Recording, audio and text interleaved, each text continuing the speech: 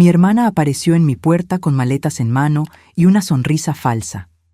«Vine a cuidarte», dijo. 3 meses después, yo estaba comiendo restos del bote de basura mientras ella usaba mi tarjeta para comprar joyas de 5,000 pesos. Cuando mi hija descubrió la verdad, lo que hizo dejó a mi hermana desolada. Pero antes de continuar, asegúrate de ya estar suscrito al canal y escribe en los comentarios: ¿desde dónde estás viendo este video? Nos encanta saber hasta dónde están llegando nuestras historias. El timbre sonó una mañana de jueves, y yo estaba terminando mi café cuando abrí la puerta. Mi hermana Julieta estaba allí, con 2 maletas grandes y esa sonrisa que conocía desde niña, la sonrisa que usaba cuando quería algo. «Hola, Silvia», me dijo, abrazándome antes de que pudiera reaccionar. «Decidí que me voy a quedar un tiempo aquí. No deberías vivir sola después de lo que pasó con Armando.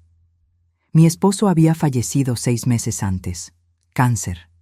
52 años juntos, transformados en una cama de hospital y despedidas susurradas. La casa todavía olía a él, todavía tenía sus cosas esparcidas porque yo no podía deshacerme de nada. Julieta, no necesito compañía», intenté decir, pero ella ya estaba entrando con las maletas, ignorando por completo mis palabras. «Claro que la necesitas. Tienes 74 años. No puedes quedarte aquí sola. Además, dejé el departamento donde estaba viviendo. Estaba muy caro». Fue así como mi hermana se instaló en mi casa.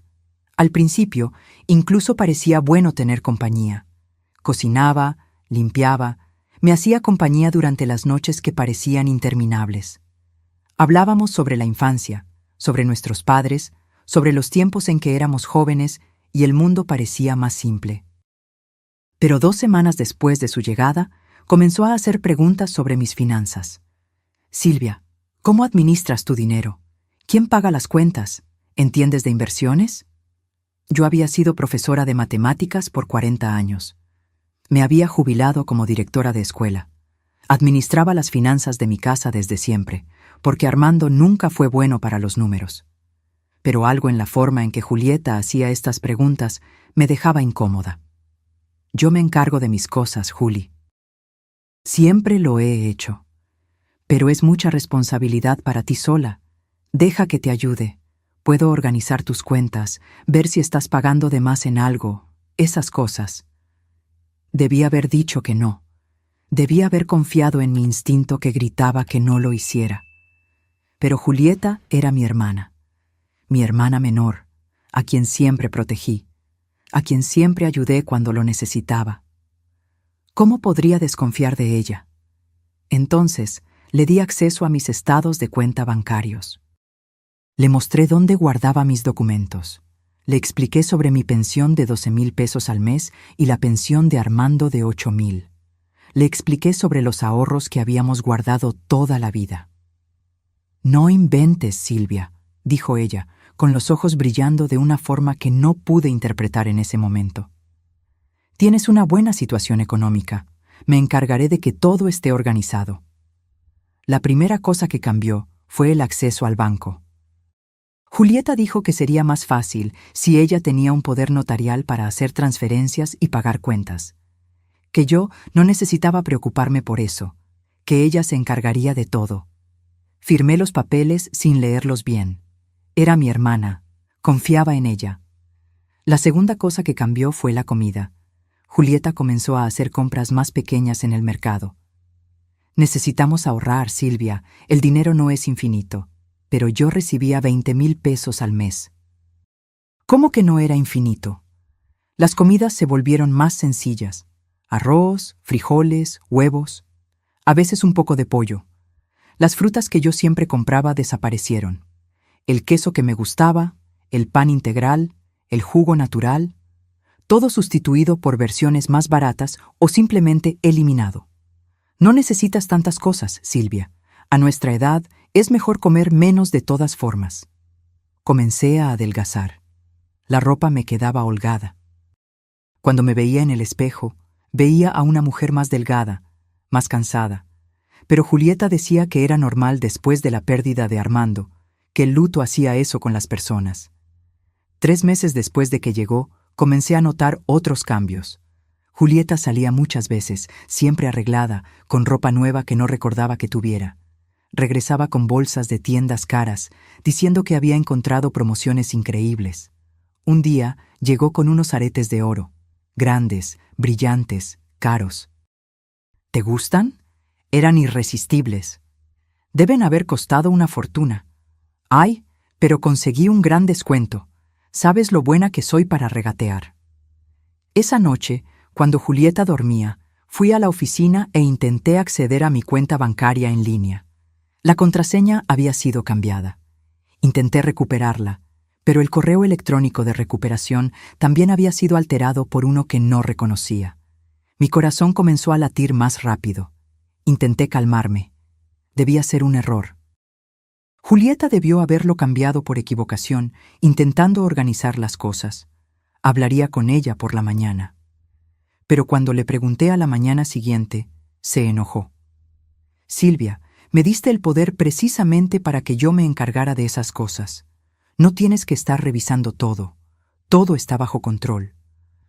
Pero yo solo quería ver... ¿No confías en mí?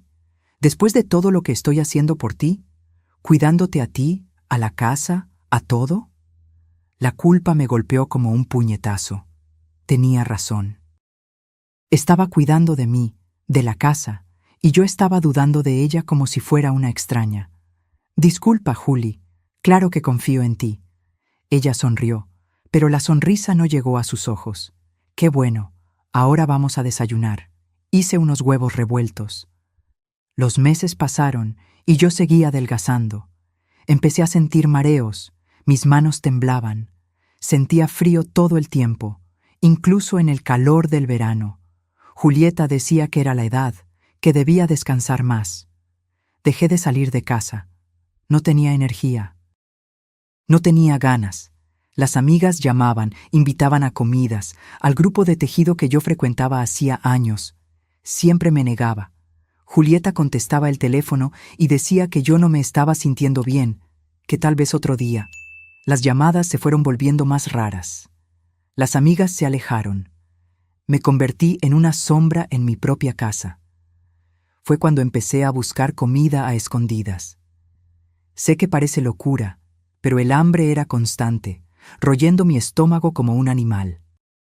Julieta controlaba todo lo que entraba en la cocina, servía porciones pequeñas y guardaba el resto con llave.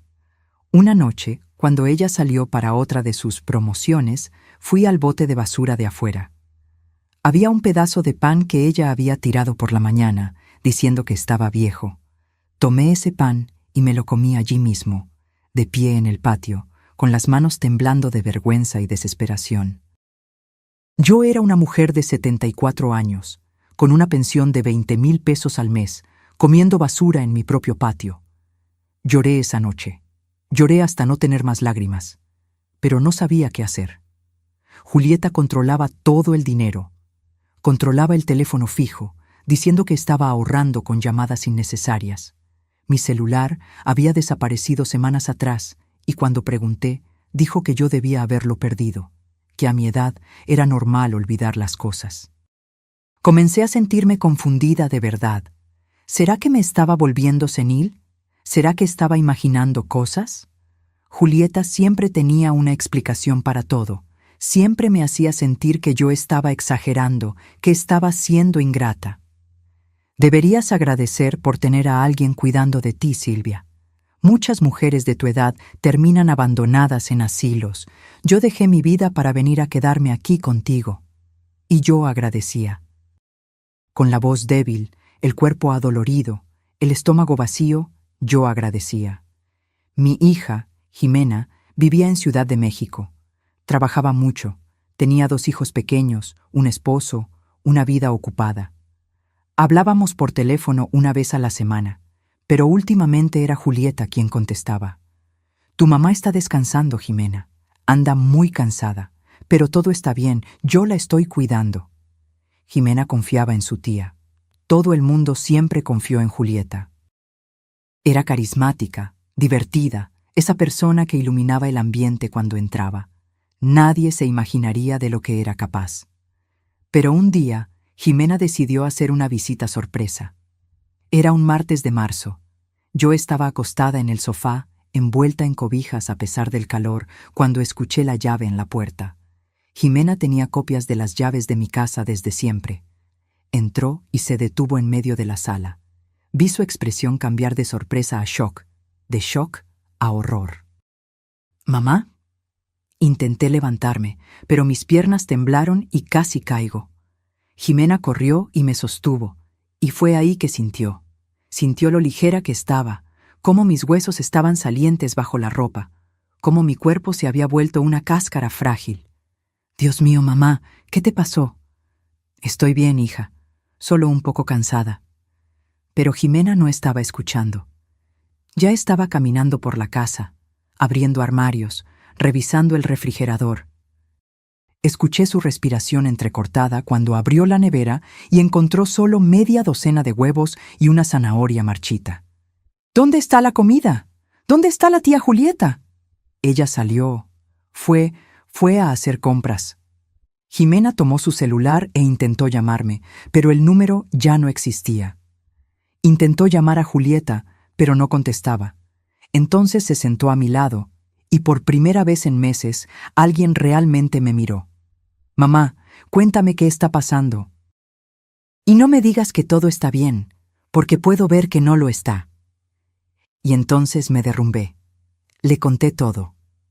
El poder notarial, el dinero al que ya no podía acceder, la comida que disminuía cada vez más, el celular que desapareció, las amigas que dejaron de llamar. Le conté sobre buscar comida en el bote de basura. Jimena se puso pálida. Sus manos temblaban cuando tomó el celular de nuevo. Mamá, te voy a llevar al hospital. Ahora. Pero Julieta, olvídate de Julieta. Vas al hospital. Fue ahí que Julieta llegó. Escuchamos la puerta abrirse y ella entró cargando bolsas de una joyería cara. Cuando vio a Jimena, su rostro cambió. La sonrisa desapareció por una fracción de segundo antes de volver, pero Jimena lo había visto. «Jimena, qué sorpresa, no sabía que venías». «Claramente», dijo Jimena, y había un tono helado en su voz que yo nunca había escuchado antes. «Acabo de encontrar a mi mamá pesando unos 40 kilos, con el refrigerador vacío». «¿Me quieres explicar?» Julieta puso las bolsas en el suelo delicadamente. Tu mamá ha comido mal últimamente. Yo intento, pero no tiene apetito. Es por la edad. ¿Y tú? Parece que estás comiendo muy bien. ¿Esa ropa es nueva? ¿Esos aretes? Julieta tocó los aretes inconscientemente. Eran diferentes a los que yo había visto semanas atrás. Más grandes, más caros. Yo merezco tener algunas cosas bonitas también, Jimena. Estoy aquí cuidando a tu mamá, sacrificando mi vida. Usando su dinero. El silencio que siguió fue pesado. Julieta me miró, luego a Jimena calculando. Casi podía ver su mente trabajando, buscando la mejor salida. El dinero que ella me dio permiso de usar. Tengo poder notarial, todo legal. Jimena dio un paso hacia Julieta. El poder notarial no es carta blanca para robar. Voy a llevarme a mi mamá de aquí a ahora. Y me vas a entregar todos sus documentos financieros. No puedes simplemente llevártela. Ya verás. Jimena me ayudó a levantarme del sofá con una delicadeza que me hizo recordar cuando ella era pequeña y yo la acunaba para dormir. Pero ahora las cosas se habían invertido. Era ella cuidando de mí, guiándome hasta la puerta como si yo fuera de cristal. Julieta bloqueó nuestro paso. Silvia, dile que quieres quedarte. Dile que yo estoy cuidando de ti. Miré a mi hermana, a la mujer que yo había protegido toda la vida, que había ayudado innumerables veces, que yo amaba, y vi a una extraña. Vi avaricia en sus ojos, desesperación por estar perdiendo el control. «Quítate del camino, Juli». Mi voz salió más firme de lo que esperaba. Julieta retrocedió, sorprendida, y Jimena me guió hacia afuera. El coche de Jimena estaba estacionado en la calle. Me puso en el asiento del pasajero con cuidado, me abrochó el cinturón y solo entonces me di cuenta de que estaba temblando. No de frío, sino de algo parecido a alivio, o miedo, o ambos. ¿A dónde vamos?, pregunté. Hospital, ahora. Jimena, no es necesario. Mamá, me interrumpió, con la voz quebrándose. Pareces un esqueleto. Vamos al hospital. El trayecto fue silencioso. Miré por la ventana viendo la ciudad pasar, preguntándome cuándo había sido la última vez que había salido de casa. ¿2 meses? ¿3? Los días se habían transformado en una niebla indistinta de hambre y confusión. En el hospital, la enfermera que me atendió en el triaje disimuló mal su shock. Jimena explicó la situación en voz baja, pero yo escuché cada palabra. Sospecha de abuso financiero, desnutrición, pérdida de peso severa. Me pesaron. 42 kilos. Yo solía pesar 68. 26 kilos perdidos en 6 meses. El médico que me examinó era joven, serio, con ojos que se volvieron progresivamente más preocupados conforme el examen avanzaba. Pidió análisis de sangre, una batería completa de pruebas. Señora Silvia, dijo gentilmente, ¿cuándo fue la última vez que hizo una comida completa? Intenté recordar. No sé, hace tiempo. Estaba comiendo restos del bote de basura, dijo Jimena, y escuché el dolor en su voz. Mi mamá estaba comiendo basura. El médico cerró los ojos por un momento. Cuando los abrió, había determinación allí. Voy a solicitar que una trabajadora social venga a conversar con ustedes. Y con base en lo que estoy viendo, voy a recomendar internamiento para estabilización nutricional. No, hablé rápidamente. No quiero quedarme internada. Jimena tomó mi mano. Mamá, lo necesitas. Yo la voy a cuidar, dijo Jimena al médico. Pero necesito toda la documentación, todos los exámenes, todos los resultados. Voy a necesitar probar lo que pasó. El médico entendió. Voy a proveer todo. Los exámenes mostraron lo que el médico ya sospechaba. Anemia grave. Deficiencia severa de vitaminas. Deshidratación crónica. Mis riñones estaban sobrecargados. Mi cuerpo se estaba literalmente consumiendo para sobrevivir. Unas cuantas semanas más en este estado y habrías tenido una falla multiorgánica, explicó el médico. Tu hija te salvó la vida. La trabajadora social, una mujer llamada Carla, se sentó con nosotras en una sala pequeña y me hizo preguntas. Preguntas sobre Julieta, sobre el dinero, sobre cómo todo comenzó. Jimena grabó todo en su celular. Esto es un delito, dijo Carla cuando terminé mi relato. Abuso financiero contra un adulto mayor, negligencia, tu caso necesita ser reportado. Es mi hermana, dije, y mi voz salió quebrada. Mi hermana. Y aún así te hizo esto, respondió Carla, no con dureza, sino con una tristeza comprensiva. Lamentablemente, la mayoría de los casos de abuso contra adultos mayores provienen de familiares. Son las personas en quienes más confiamos. Jimena estaba tomando notas en el celular, fotografiando documentos, organizando todo con una precisión que me impresionó.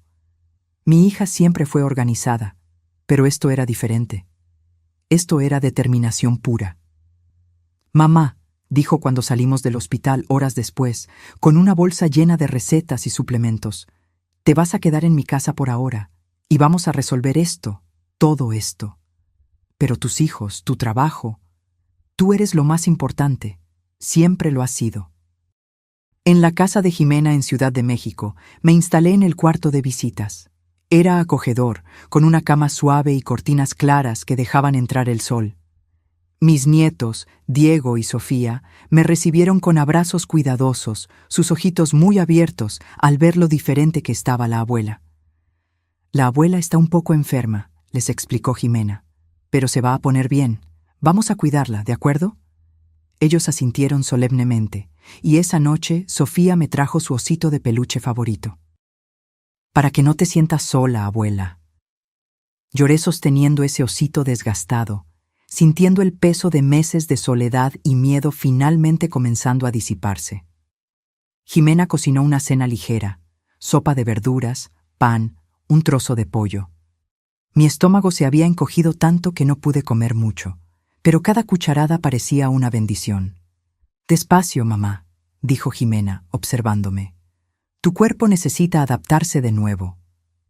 Después de la cena, abrió su laptop. «Mamá, necesito mostrarte algo. Va a ser difícil, pero necesitas ver». Ella había conseguido acceso a mis estados de cuenta bancarios a través del banco. Lo que vi me dejó en shock.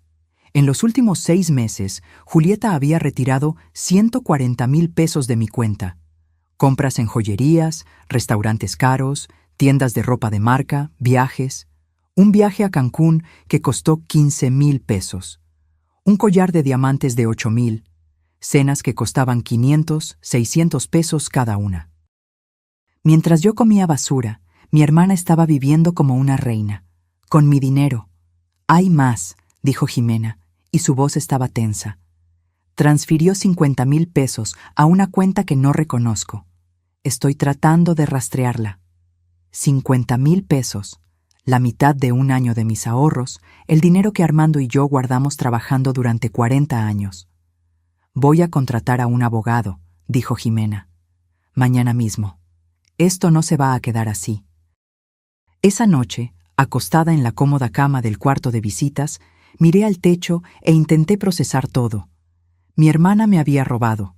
Me había dejado pasar hambre mientras gastaba mi dinero en lujos. Me había manipulado, me había hecho sentir confundida, me había aislado. ¿Cómo alguien le hace eso a su propia familia? A la mañana siguiente, Jimena ya estaba al teléfono cuando me desperté. Había agendado citas con 3 abogados diferentes para esa misma tarde. «Voy a elegir al mejor», me explicó. «Alguien que realmente entienda de estos casos». El abogado que elegimos se llamaba Ricardo Torres. Estaba especializado en derecho del adulto mayor, un hombre de unos 50 años con una postura seria pero gentil. Su oficina tenía un librero lleno de libros sobre derecho civil y penal.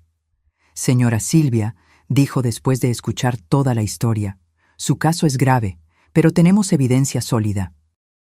El poder notarial que le dio a su hermana no le daba derecho de usar su dinero para beneficio propio. Eso es apropiación indebida y abuso financiero contra adulto mayor». «¿Qué podemos hacer?», preguntó Jimena. «Primero, vamos a revocar de inmediato el poder notarial. Segundo, voy a interponer una demanda civil para recuperar el dinero. Tercero, podemos, y yo recomiendo fuertemente, presentar una denuncia penal». El abuso financiero contra adultos mayores es un delito con pena de 1 a 4 años de prisión. Prisión. Mi hermana en prisión. La palabra me dio náuseas. «¿Es necesario que lo haga?», pregunté. «¿La denuncia penal?». Ricardo me miró con comprensión. «No es necesario, pero le voy a explicar por qué debería. Personas como su hermana raramente se detienen. Si no hay consecuencias reales, lo va a hacer con otra persona. Tal vez ya lo haya hecho antes». Pensé en las amigas de Julieta. En las personas que ella conocía. ¿Será que yo era la primera? De repente, me acordé de una tía lejana que le había dejado dinero a Julieta años atrás, dinero que ella gastó en pocos meses. En ese momento, pensamos que era solo irresponsable. Pero ¿y si...? «Voy a hacer la denuncia», decidí. «Todo lo que sea necesario». Jimena apretó mi mano apoyándome. Ricardo trabajó rápido.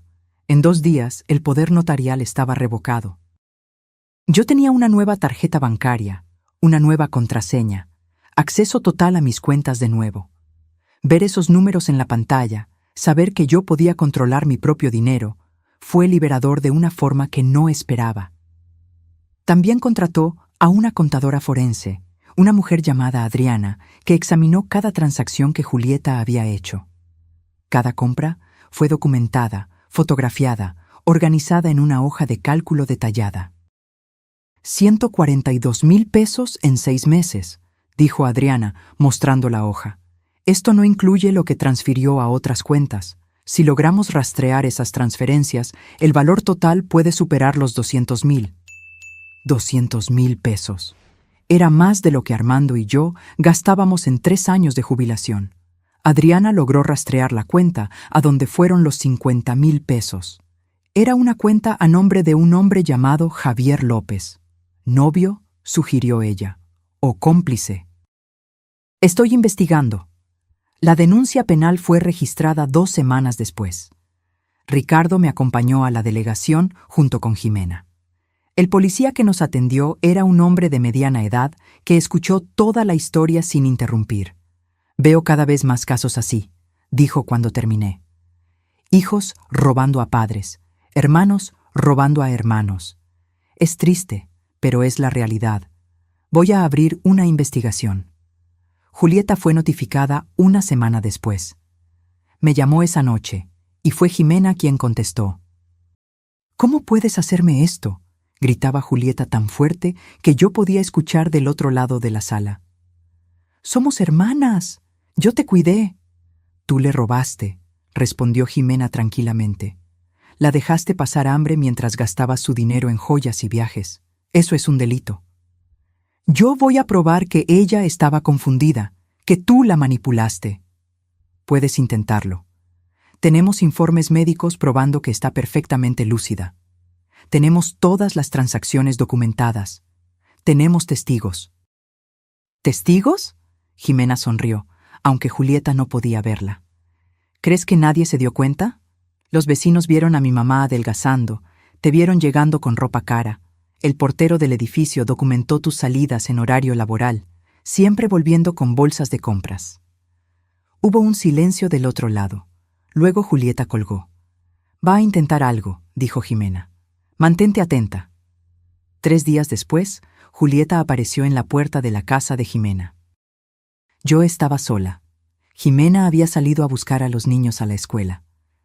Cuando oí el timbre y vi por el visor quién era, mi primer instinto fue no abrir. Pero algo me hizo abrir esa puerta. Julieta parecía diferente, más vieja, cansada. La ropa cara había desaparecido, sustituida por jeans sencillos y una camiseta, sin joyas, sin maquillaje pesado. Silvia, dijo, y su voz temblaba. Por favor, necesitamos hablar. No tenemos nada de qué hablar. Tengo el dinero, al menos una parte. Puedo devolverlo. Solo te pido que retires la denuncia. ¿Cuánto? 60,000, es todo lo que tengo ahora. 60,000 de 142,000. ¿Y el resto? Ella miró hacia abajo. Lo gasté, pero puedo pagar poco a poco. Voy a conseguir un trabajo, voy a pagar todo. Solo no me denuncies, por favor. Miré a mi hermana y vi a una mujer desesperada, pero también vi a la mujer que me había dejado comer basura, que me había aislado de todos, que me había planeado sistemáticamente robarme mientras fingía cuidarme. No. Silvia, me dejaste con hambre, Julieta. Me hiciste sentir que me estaba volviendo loca. Me robaste mientras yo confiaba en ti. ¿Y ahora quieres que olvide todo porque trajiste menos de la mitad de lo que robaste? Soy tu hermana. Exactamente, respondí, y mi voz salió más firme de lo que esperaba. Eres mi hermana, y aún así me hiciste esto.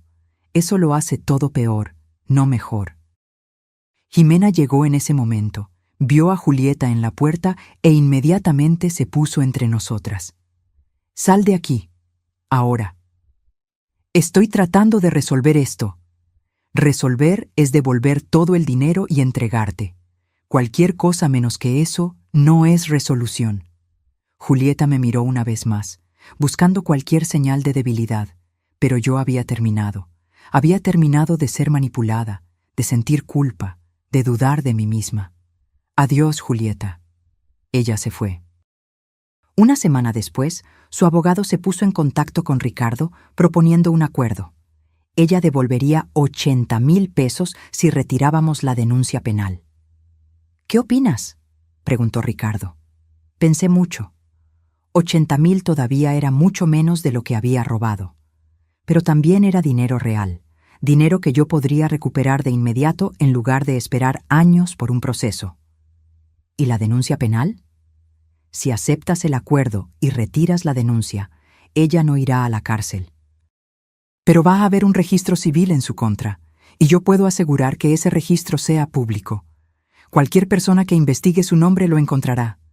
Jimena estaba en contra. Se merece ir a la cárcel, mamá. Pero yo estaba cansada de todo. Acepta el acuerdo, decidí. Pero quiero todo documentado, y quiero garantías de que nunca más va a contactarme. El acuerdo fue firmado un mes después. Julieta devolvió 80,000 pesos. Ricardo redactó un contrato donde ella renunciaba a cualquier derecho sobre mi herencia y acordaba no tener más contacto conmigo. Se emitió una orden de restricción. Pero Ricardo hizo una cosa más. Registró todo el caso en una base de datos pública de abuso contra adultos mayores. Cualquier profesional del área de salud, trabajadora social o abogado que buscara el nombre de Julieta encontraría el historial completo. Ella nunca más conseguiría hacer esto con otra persona sin levantar sospechas inmediatas. No es la cárcel, dijo Ricardo, pero es justicia de otra forma. Ella va a cargar con esto el resto de su vida. Durante esos meses de proceso, algo cambió en mí. No fue solo mi cuerpo recuperándose, ganando peso, volviendo a tener energía. Fue algo más profundo. Era como si hubiera despertado de una pesadilla y finalmente viera con claridad. Comencé a ir a terapia. Una psicóloga especializada en trauma y abuso, llamada doctora Laura. En las primeras sesiones solo lloraba. Lloraba por la traición, por el hambre que pasé, por la forma en que había dudado de mí misma. Usted fue víctima de abuso psicológico sistemático, explicó la doctora Laura. Su hermana usó técnicas de manipulación clásicas, aislamiento, gaslighting, control financiero. No es su culpa haber creído en ella. Pero debí haberme dado cuenta. Es su hermana. Fue programada toda la vida para confiar en ella, para cuidarla. Ella explotó eso conscientemente. La culpa es enteramente suya, no suya. Esas palabras me liberaron de una forma que no esperaba. Pasé meses culpándome, preguntándome cómo había sido tan tonta. Pero yo no era tonta. Era una mujer que confió en alguien que amaba, y eso no era debilidad. Jimena me incentivó a volver a hacer las cosas que amaba. Volví al grupo de tejido, y mis amigas me recibieron con abrazos y lágrimas. Me habían extrañado. Se habían preocupado cuando dejé de contestar llamadas. Pensamos que ya no querías hablar con nosotras, dijo una de ellas. No fue eso, expliqué. Fue complicado. Les conté, en líneas generales, lo que había pasado, y descubrí que no estaba sola. 2 de mis amigas tenían historias parecidas. Una había sido robada por su hijo, otra por su cuñada. El abuso contra adultos mayores era más común de lo que yo imaginaba. Necesitamos hablar de esto, dijo una de ellas. Necesitamos avisar a otras personas. Fue así como comenzó. Un grupo pequeño de mujeres adultas mayores reuniéndose para hablar sobre nuestras experiencias, sobre señales de alerta, sobre cómo protegernos. El grupo creció, de 5 a 10 a 20 mujeres. Jimena sugirió que hablara en una plática en el centro comunitario del barrio. La gente necesita escuchar esto, mamá. Principalmente los adultos mayores necesitan saber que no están solos. La primera plática tuvo 20 personas. Estaba nerviosa, con las manos temblando mientras sostenía mis notas. Pero cuando empecé a hablar, algo sucedió. Las palabras fluyeron naturalmente. Conté mi historia sin vergüenza, sin omitir los detalles difíciles. Hablé sobre comer basura, sobre sentir frío en mi propia casa, sobre dudar de mi propia cordura, y vi rostros en la audiencia iluminándose con reconocimiento, con alivio de saber que no estaban solos. Después de la plática, una señora se acercó llorando. «Mi nieta me está haciendo esto», susurró. Creí que me estaba volviendo loca. Creí que era mi culpa. Me senté con ella, tomé sus manos temblorosas y le di el número de Ricardo. «No estás sola, y hay ayuda disponible». Las pláticas se volvieron mensuales, luego semanales. El centro comunitario ya no era suficiente. Tuvimos que cambiarnos a un auditorio más grande. Jimena me ayudó a crear un sitio web sencillo con recursos, contactos de abogados especializados, señales de alerta para familiares. 6 meses después del día en que Jimena me encontró comiendo basura, yo estaba en un estudio de televisión dando una entrevista para un programa matutino. La conductora era gentil, pero directa. ¿Qué le diría a alguien que está pasando por algo parecido? Que no es su culpa, respondí, mirando directamente a la cámara. Que no está sola y que hay una salida. Pida ayuda. Cuéntele a alguien en quien confíe. No deje que la vergüenza la silencie, porque esa vergüenza no es suya. Es de quien le está haciendo daño. La entrevista se hizo viral en las redes sociales. Mi correo electrónico comenzó a recibir mensajes de todo el país. Hijos que desconfiaban que sus padres estaban siendo robados. Adultos mayores que reconocieron las señales de alerta en sus propias vidas. Trabajadoras sociales pidiendo permiso para usar mi historia en capacitaciones. «Estás haciendo una diferencia, mamá», dijo Jimena, leyendo los mensajes conmigo. «Estás salvando personas». Pero no todo eran flores. También recibí mensajes de odio, personas diciendo que yo estaba destruyendo a mi familia, que era ingrata, que debía haber perdonado a mi hermana porque familia es familia. Esos mensajes dolían, pero la doctora Laura me ayudó a procesar. Esas personas no entienden el abuso, y está bien, no necesitas su aprobación, necesitas tu propia paz. Julieta intentó contactarme una vez más, casi un año después. Envió una carta a la casa de Jimena. La carta era larga, llena de disculpas y justificaciones. Estaba pasando por un momento difícil.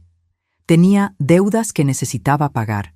Nunca tuvo intención de hacerme daño. Leí la carta una vez y la tiré a la basura. ¿No vas a responder?, preguntó Jimena. No tengo nada que decirle. Perdonar es algo complicado. Las personas siempre hablan sobre el perdón como si fuera una obligación, como si guardar rencor fuera veneno. Pero yo aprendí que el perdón no significa olvidar o aceptar. Significa liberar el dolor para que no te consuma. Yo liberé el dolor. Pero eso no significaba que yo quería a Julieta de vuelta en mi vida. Algunos puentes, una vez quemados, no pueden reconstruirse, y está bien. Volví a vivir en mi propia casa 1 año y medio después. La casa donde había vivido con Armando, donde había criado a Jimena, donde había sido feliz. Ricardo me ayudó a instalar nuevas cerraduras, un sistema de seguridad, un timbre con cámara. La casa era mía de nuevo, verdaderamente mía. Jimena vivía lo suficientemente cerca para visitas regulares. Almorzábamos juntas todos los domingos y mis nietos pasaban las tardes conmigo, llenando la casa de vida y ruido de nuevo. Yo había engordado de vuelta a mis 68 kilos. Mi cabello, que se había vuelto ralo y sin vida, estaba más fuerte. Mis análisis de sangre volvieron a la normalidad. Físicamente me había recuperado completamente. Emocionalmente todavía había cicatrices. Todavía tenía pesadillas ocasionales sobre estar atrapada en esa casa, pasando hambre, sin poder salir. Todavía sentía un nudo en el pecho cuando veía comida siendo desperdiciada. Pero estaba aprendiendo a vivir con esas cicatrices, a reconocerlas como parte de mi historia sin dejar que me definieran. El trabajo de concientización se convirtió en mi nueva misión de vida. Seguí dando pláticas, ahora en escuelas de trabajo social, cursos de enfermería, centros de convivencia para adultos mayores. Cada vez que contaba mi historia, veía rostros en la audiencia cambiando de expresión, reconocimiento, horror, determinación. ¿Cuántas personas crees que has ayudado?, me preguntó una estudiante de enfermería después de una plática. No lo sé, respondí honestamente. Pero si es una persona, ya valió la pena. En realidad, eran mucho más que una. Recibía mensajes semanales de personas que habían buscado ayuda después de escucharme. Un hijo que confrontó al hermano que estaba robando a la madre. Una nieta que se dio cuenta de que el tío estaba explotando a la abuela. Un trabajador social que identificó señales de abuso en un paciente. Ricardo me contó que había recibido 15 nuevos casos de abuso financiero contra adultos mayores en el último año, todos referenciados por personas que habían asistido a mis pláticas o leído sobre mi caso. Estás creando una ola, dijo. Estás haciendo que la gente preste atención. 2 años después de que todo comenzó, fui invitada a hablar en el Congreso de la Unión sobre legislación de protección a adultos mayores. Era un panel con expertos, abogados, trabajadoras sociales y yo, una profesora de matemáticas jubilada que había sobrevivido para contar su historia. La legislación actual no es suficiente, argumenté ante los diputados. Los procesos son lentos, las penalidades son leves, y muchas víctimas no denuncian porque sienten vergüenza o porque dependen financieramente de sus abusadores. Necesitamos más protecciones, procesos más rápidos y, principalmente, más concientización. Uno de los diputados me preguntó, ¿qué habría querido usted que existiera cuando estaba pasando por esto? Pensé antes de responder. Un lugar a donde ir, un número a donde llamar, donde alguien creyera en mí de inmediato. Protección legal rápida, y sobre todo, que alguien me hubiera dicho antes que esto era abuso, porque yo no lo reconocía. Creía que era mi culpa, que estaba exagerando. Mi discurso fue incluido en el informe oficial. Algunas modificaciones a la legislación fueron propuestas. No sé si vayan a pasar, si vayan a volverse ley, pero al menos la conversación estaba sucediendo. Jimena comenzó un podcast sobre derechos de los adultos mayores. Yo era una invitada regular, junto con abogados, médicos, otros sobrevivientes de abuso. El podcast no era famoso, pero tenía una audiencia fiel de cuidadores, familiares, profesionales de la salud. Te convertiste en una activista, mamá, dijo Jimena un día sonriendo. Me convertí en alguien que se niega a quedarse callada, corregí. Hay una diferencia. En una de las pláticas conocí a una mujer llamada Rosario. Tenía 79 años y estaba siendo robada por su sobrina. Después de la plática, se acercó con lágrimas en los ojos. Creí que nadie me iba a creer, dijo. Mi sobrina es tan querida, tan carismática. Todo el mundo la adora. ¿Quién va a creer que me está robando? Yo te creo, respondí, y te voy a ayudar. Le di el contacto de Ricardo. 3 meses después, Rosario había recuperado el control de sus finanzas. Su sobrina fue demandada, y Rosario se unió a nuestro grupo de sobrevivientes, ayudando a otras mujeres que estaban pasando por lo mismo. Me salvaste, dijo en uno de nuestros encuentros. Tú te salvaste, corregí. Yo solo te mostré el camino. El grupo de sobrevivientes creció a más de 50 mujeres. Nos reuníamos mensualmente, compartiendo historias, ofreciendo apoyo, celebrando victorias pequeñas y grandes. Algunas habían recuperado su dinero. Otras todavía estaban en proceso. Algunas habían perdido todo, pero encontrado paz de todas formas. Esto no es un grupo de víctimas, yo siempre decía al inicio de cada reunión. Es un grupo de sobrevivientes, de guerreras. Ustedes enfrentaron el peor tipo de traición y todavía están aquí. Eso es fuerza. Una tarde, estaba preparando una presentación cuando recibí una llamada de un número desconocido. Casi no contesté, pero algo me hizo tomar el teléfono. ¿Aló? ¿Silvia? La voz era titubeante, cargada de emoción. ¿Quién es? Soy Javier, Javier López. Me tomó un momento procesar. Javier López, el hombre a quien Julieta había transferido 50,000 pesos. ¿Qué quieres? Yo necesito disculparme y devolverte el dinero. Me quedé en silencio, procesando. Yo no sabía, continuó rápidamente. Julieta me dijo que era dinero de ella, que había recibido una herencia. Yo le creí. Usamos el dinero para abrir un restaurante, pero... Descubrí la verdad. Leí sobre ti en los periódicos y me di cuenta de dónde había venido ese dinero. ¿Y Julieta? Terminamos. Cuando la confronté, admitió todo. Dijo que había sido lista, que nunca te ibas a enterar. Yo sentí asco. Cerré el restaurante. Vendí todo. Tengo 40,000 pesos. Es menos de lo que tomó, pero es todo lo que puedo devolver ahora. Podía ser mentira. Podía ser una trampa. Pero algo en su voz sonaba sincero. Ponte en contacto con mi abogado. Le di el número de Ricardo. Él organizará todo. Gracias, y lo siento mucho, de verdad.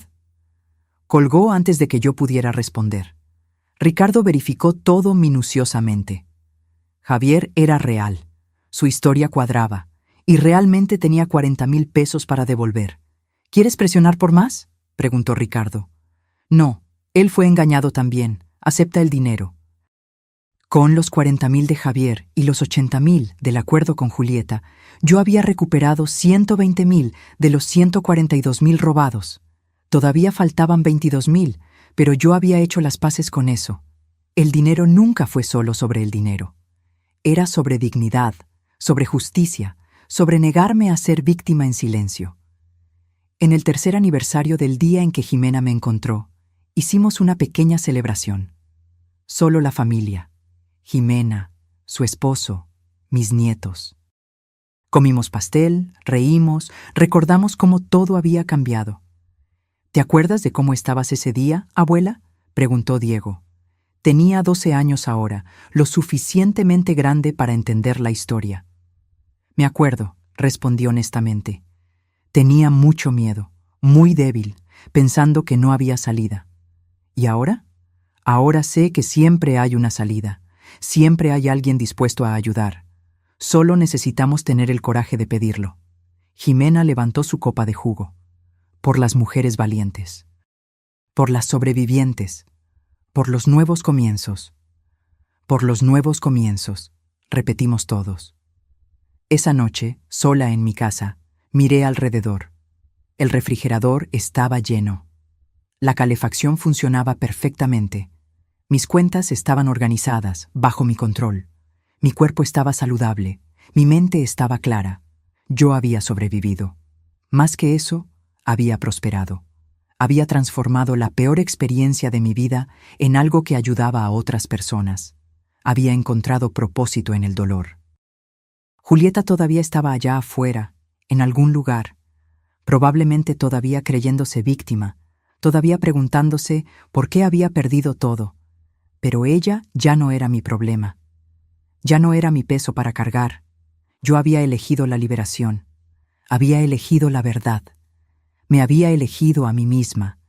Y esa elección había marcado toda la diferencia. 5 años han pasado desde aquel martes en que Jimena me encontró. 5 años de reconstrucción, de sanación, de crecimiento. Hoy, a mis 79 años, vivo una vida que nunca imaginé posible en aquellos días sombríos. El trabajo de concientización se expandió más allá de mis expectativas. Con la ayuda de Jimena y un equipo pequeño de voluntarios, creamos una organización sin fines de lucro llamada No Más en Silencio. Ofrecemos línea directa de ayuda, asesoramiento legal gratuito para víctimas de abuso y programas educativos en todo el país. Capacitamos a más de 1,000 profesionales de la salud para identificar señales de abuso financiero. Ayudamos a recuperar más de 3 millones de pesos para víctimas. Pero el número que más me enorgullece es otro. 573 personas nos buscaron antes de que el abuso se volviera severo, porque aprendieron a reconocer las señales de alerta. 573 personas que no necesitaron pasar por el hambre, por el frío, por la desesperación que yo pasé. Eso vale más que cualquier dinero. Mi historia fue documentada en un libro escrito por una periodista llamada Patricia Suárez. Hambre silenciosa. Una historia de abuso y redención. Pasó 6 semanas en la lista de los más vendidos. Todas las ganancias van para la organización. Cada copia vendida significa una persona más ayudada. Julieta intentó demandar para impedir la publicación del libro, alegando difamación. La demanda fue rechazada. Todo en el libro estaba documentado, probado, verdadero.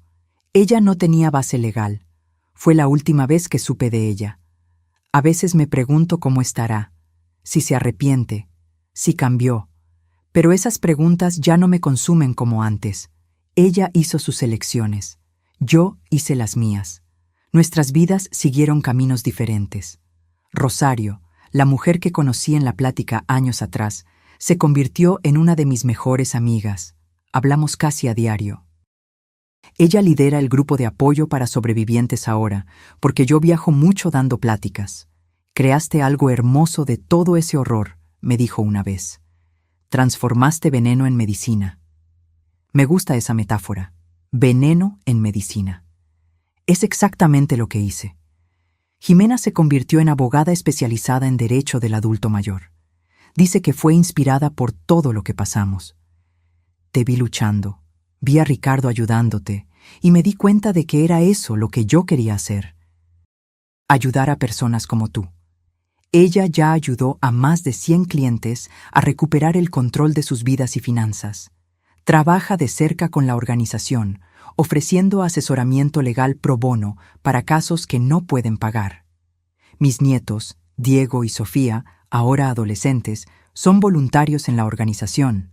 Ayudan con redes sociales, con la organización de eventos, con el alcance al público más joven. Es importante que los jóvenes entiendan esto también, abuela, me explicó Sofía. Para que puedan proteger a sus abuelos, para que puedan reconocer señales. Tiene razón, el abuso contra adultos mayores es un problema de toda la familia, de toda la sociedad. La semana pasada fui invitada a hablar en la ONU sobre derechos de los adultos mayores a nivel global. Era una sala llena de delegados de 50 países diferentes. Y yo, una profesora de matemáticas de una pequeña ciudad en Jalisco, contando mi historia para el mundo. El abuso contra adultos mayores no conoce fronteras, dije. Sucede en países ricos y pobres, en familias de todas las clases sociales, en todas las culturas. Pero la vergüenza, el silencio, la sensación de estar solo, eso también es universal. Necesitamos romper ese silencio globalmente. La presentación fue traducida a 6 idiomas. Recibí mensajes de adultos mayores de la India, Japón, Sudáfrica, Estados Unidos, todos con historias parecidas. Todos agradeciendo por hablar, por darle voz a lo que ellos estaban sintiendo. El alcance de todo esto todavía me impresiona. Una historia que comenzó con una mujer comiendo basura ahora está inspirando cambios legislativos en 3 países. Grupos de apoyo, basados en nuestro modelo, están surgiendo en 12 estados mexicanos y 4 países. Te convertiste en un símbolo, mamá, dijo Jimena. Un símbolo de resistencia, de reconstrucción. Me convertí en solo alguien que se negó a morir en silencio, corregí. Y eso debería ser lo mínimo, no lo excepcional. Pero sé que es excepcional. Sé que muchos adultos mayores nunca hablan, nunca piden ayuda, nunca escapan. Algunos no sobreviven. Esa conciencia me motiva a continuar, a alcanzar a más personas, a gritar más fuerte. Hoy me miro en el espejo y veo a una mujer que reconozco. Una mujer fuerte, saludable, con propósito. Veo las arrugas ganadas a lo largo de 79 años de vida. Veo cabellos blancos que no escondo. Veo ojos que vieron lo peor de la humanidad, pero eligieron seguir buscando lo mejor. Veo a una sobreviviente, una guerrera, una voz. La mayor venganza contra Julieta no fue el dinero recuperado, no fue la demanda, no fue verla perder todo. La mayor venganza fue sobrevivir, fue prosperar, fue transformar mi dolor en poder para ayudar a otros.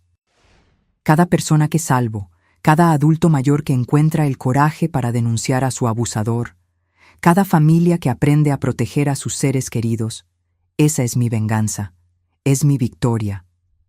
Julieta intentó destruirme. Ella falló. No solo falló. Ella inadvertidamente creó algo mucho más grande de lo que podría haber imaginado. Creó a una activista. Creó un movimiento. Creó cambio. A veces la justicia no viene en la forma que esperamos. No viene rápida, no viene completa, no viene perfecta. Pero viene. Y cuando viene, transforma no solo a la víctima, sino al mundo alrededor. Yo sobreviví. Y al sobrevivir me volví imparable.